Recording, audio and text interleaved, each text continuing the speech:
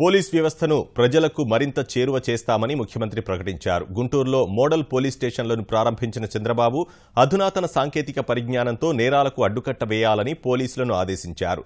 శాంతి భద్రతల పరిరక్షణలో రాష్ట్రాన్ని అగ్రస్థానంలో నిలుపుతామని స్పష్టం చేశారు.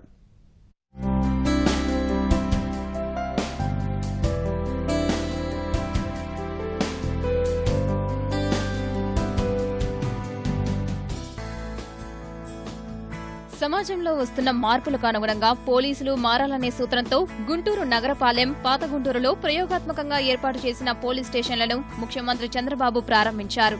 ఈ కార్యక్రమంలో మంత్రులు చినరాజప్ప, ప్రత్తిపాటి, రావెల, డీజీపీ సాంబశివరావు పాల్గొన్నారు. పోలీస్ రివైజ్డ్ మాన్యువల్ ను సీఎం ఆవిష్కరించారు.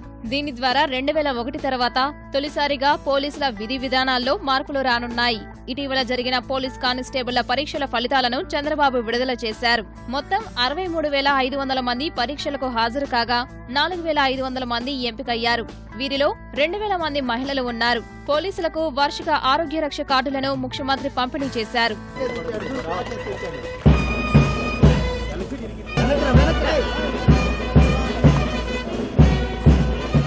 నేర పరిశోధనలో పోలీసులు అధునాతన సాంకేతిక విధానాలను ఉపయోగించుకోవాలని సీఎం సూచించారు. కొందరు రాజకీయ లబ్ధి కోసం కుల, మత, ప్రాంతాలను రెచ్చగొడుతున్నారన్న చంద్రబాబు విశాఖ భాగస్వామ్య సదస్సు సమయంలో పోలీసులు వ్యూహాత్మకంగా వ్యవహరించారని ప్రశంసించారు.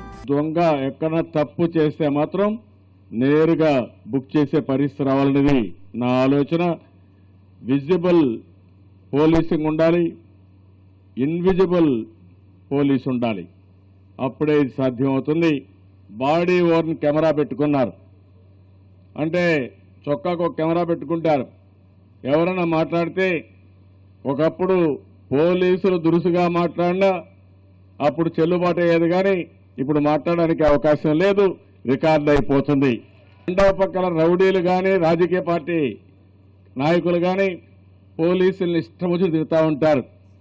నీ కద్దాలేస్తాడు. మొన్న కూడా మీరు చూశారు ఒక ఎయిర్పోర్ట్లో ఏం జరిగిందో. నేనే సీఎంని, నీ కథ ఏంటి తేలుస్తారని చెప్పి మాట్లాడారు. లేకపోతే నేనే అధికారంలోకి వచ్చేస్తున్నా, నీ కథ చూస్తారని మాట్లాడే పరిస్థితి వచ్చిందంటే వీళ్ళు చేసే తప్పుని కప్పిపుచ్చుకోవడానికి పోలీసుని బెదిరిస్తూ ఉంటారు. నానా బూతులు కూడా తిడుతూ ఉంటారు ఇష్టానుసారంగా. ఇప్పుడు అవన్నీ రికార్డు అయిపోతే తప్పకుండా మళ్ళా వీళ్ళు జైలుకు పోతారు తప్ప బయట ఉండే పరిస్థితి లేదు. దానికి కూడా ఇది ఉపయోగపడుతుంది. ప్రత్యేక హోదా ద్వారా వచ్చే ప్రయోజనాలన్నీ ప్రత్యేక ప్యాకేజీలో ఉన్నాయని చంద్రబాబు గుర్తు చేశారు. ప్యాకేజీకి చట్టబద్ధత రాకపోతే తానే పోరాడతానని స్పష్టం చేశారు. ప్రత్యేక హోదా కాకుండా ప్రత్యేక ప్యాకేజీ ఒప్పుకున్నాను. ఈ ప్రత్యేక ప్యాకేజీ రాని విషయాలు ఏమున్నాయి? ప్రత్యేక హోదా వస్తే ఏముందో చెప్పంటే ఒక్కరు కూడా మాట్లాడరు. ఇండస్ట్రియల్ ఇన్సెంటివ్స్ అంటున్నారు. నేను అడిగాను, ఏ రూల్ కింద వచ్చో చూపేయమన్నాను, ఎక్కడ జీవో ఉందో చూపేయమన్నాను.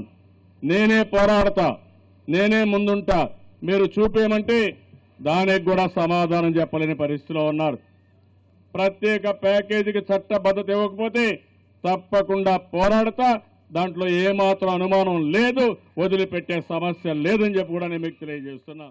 ముఖ్యమంత్రి ఆశయాలకు అనుగుణంగా పోలీస్ వ్యవస్థలో మార్పులు చేస్తామని డీజీపీ సాంబశివరావు తెలిపారు. పోలీస్ అనేటువంటిది ఒక ఫ్రెండ్లీ పోలీస్ లాగా ఉండాలి. అదేవిధంగా పోలీసింగ్ అంటే పోలీస్ లేకుండా పోలీసింగ్ ఉండాలి. దాన్ని మీరు చక్కగా invisible police and visible policing అని చెప్పని సింగపూర్ తరహాలో పలుమార్లు చెప్పడం జరిగింది సార్. దానిలో భాగంగానే ఇవాళ ఎవిడెన్స్ బేస్డ్ పోలీసింగ్ అనివ్వండి, మా కానిస్టేబుల్స్ ఎవరైనా బాడీ ఓన్ కెమెరాస్ పెట్టుకొని కానివ్వండి, all these things we have done sir. We are extremely happy for your support sir. ఒక పోలీస్ స్టేషన్ స్థాయిలో ఈ కార్యక్రమాన్ని ప్రారంభించడానికి వచ్చినందుకు మేమందరం కూడా తమరికి ధన్యవాదాలు తెలియజేసుకుంటున్నాం సార్. పోలీసుల సంక్షేమ నిధికి 5 కోట్ల రూపాయలు కేటాయించిన ముఖ్యమంత్రి భవిష్యత్తులోనూ అండగా ఉంటామని భరోసా ఇచ్చారు.